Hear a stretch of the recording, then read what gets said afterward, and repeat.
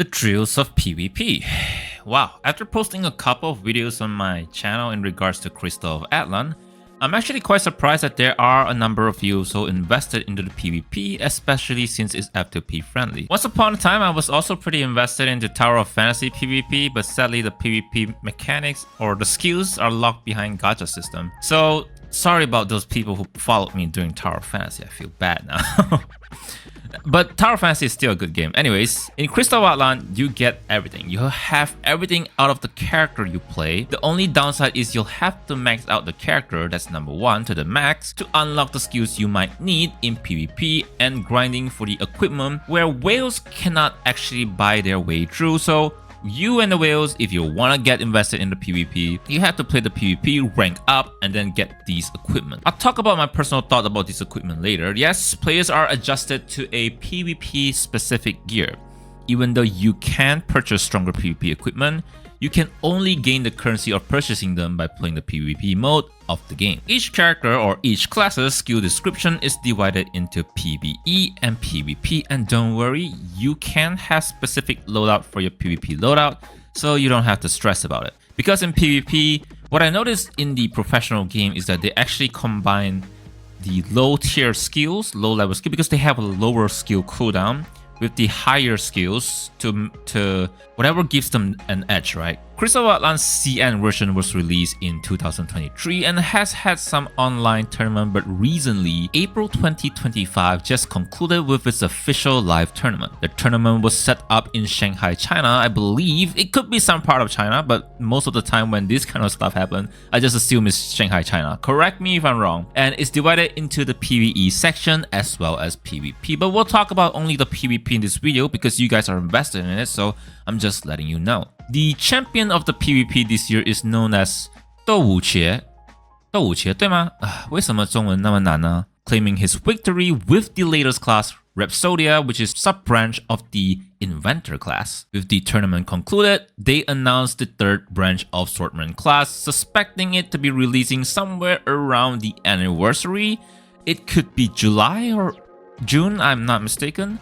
And a collaboration between One Punch Man and Digimon War Greymon, perhaps as a pet. So Douchi not only win the first Crystal of Atlan trophy for the PvP version, but also claim a prize pool of almost 1.5 thousand USD. Now the second and third place also has some prize pool, so if I'm not mistaken, totaling the first to the fourth, just only the PvP is around 10,000 USD. And yes, the tournament also has a 3 versus 3 tag team. Whoever goes first wipe out faces the next person with the prize pool of almost 4,000 USD based on whatever you're seeing on the screen right now.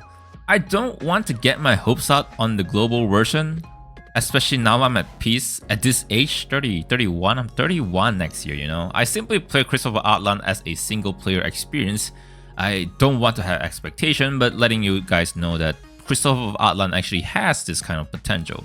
The top class I've seen during the COA Open tournaments are the Rhapsodia class, which is a future class riding a big giant ass mech, a Spectre, also another future class, Glaciette, this one is kind of powerful. I did face a couple of them during my PvP session in the CN version. Mystic, Sideguard, Mirage, Gunner because of her damage over time and area damage over time, Starbreaker, Berserker, and Magic Blade. Then I have a comment saying about the game has a balancing issue or tier list issue where the future class are definitely a lot more stronger.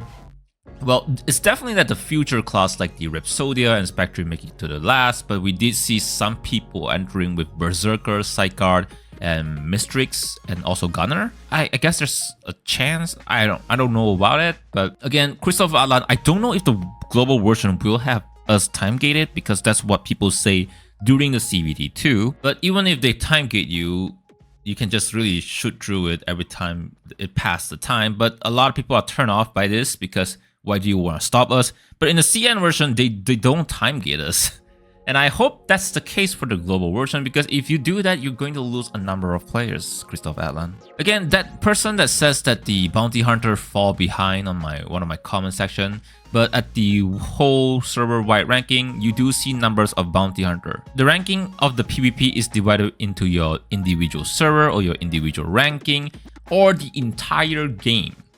You are matched against players from every server, so that's nice to know, but for global, it might be Southeast Asia against Southeast Asia and North America against North America and so forth because of latency issue, right? PvP rewards also gives players a special title that doesn't grant too much stat boost compared to the PvE leaderboard title rewards. So I guess we're safe there, it's just a title for you to show off. The PvP shop also has a skin reward if you're dedicated to grinds once you're done with gearing up everything. I guess you can kind of like swap out the gear just to give it handicap to people, like switch it to a lower gear. I don't know, I don't like the system. I don't like the system of why I should be grinding for my gear for PvP if eventually everyone will get there. This really just gives the people who played the game longer more advantages until I get there. The game also has a 3 versus 3 mode, but no one really queue up for that, so it's pretty empty in the CN server. Even the highest rank is super low tier. I actually like the idea of this game mode, as a team will be able to work on a lot more plans to their classes synergy, unlike 1 versus 1, where there might be a tier list issue. My point being, maybe you could consider Rhapsodia or Magician is a T0 in PvP, but that boils down to the players. And besides that, from patch to patch, the game does adjust or aka buff and nerf specific classes skills to make sure they're balanced, but they'll never make a... If you play a lot of PvP game, you'll never make a conclusion for that. Just play whatever class you find fun, but PvP is definitely going to be something over there. And I'm not gonna make a tier list because I don't think I am going to be a PvP person. Also to mention, if you're gonna be dedicated in PvP, because I cannot make a tier list for you, but I will tell you this, you cannot delete a character you already made. I don't know why that's a feature, but the maximum slot you have at startup would be 5, but by leveling them up all, you may unlock item or currency that allows you to purchase the item that can unlock more slots, and there is no limit to them. But unlocking the 6 and 7 slot could take a lot of time. The game has an item where you can technically level skip to the max on CN, but if you did buy that item, it gives you 0 EXP point allocated to your adventure rank, and consider that you gain a lot of EXP from story quests and stage completion, and also the fact that you gain 100% of the EXP from level 1 to 60, but from level 60 to above onward, only 10% of the EXP you gain is allocated to the adventurer rank. To summarize, the way to unlock more character slots, you can't buy your way there. I honestly think Crystal of Atlan has a potential on its PvP depending on how consistent they can promote the game and how consistent they can put out a prize pool and how consistent they can make an event. This is going to be hard, right? And if they can make the 3 versus 3 possible, it's going to be way more fun. People are going to be very invested in this. Yes, there are like players using mobiles or players using PC based on their preference during the tournament. So there's your chance, FTP players. The Discord on the game seems to be managed by more of Indonesian and Thailand language, so I do see the game having more attention on the Southeast Asia, pretty similar to Naraka Blade Point. And also like a lot of Southeast Asia, especially Indonesia, Philippines, and Thailand, they like this kind of MMO PvP like Cabal or El Sur or something like that. I don't know, I never play El Sur, but Cabal, yeah, definitely. The Philippines are pretty popular with that, right? The global version of Crystal Atlan is promoting esport players known as Team Liquid. Again, they are sponsored, so I'm not sure if they are passionate about the game. They're just showcasing it, doing PvP live against other players probably.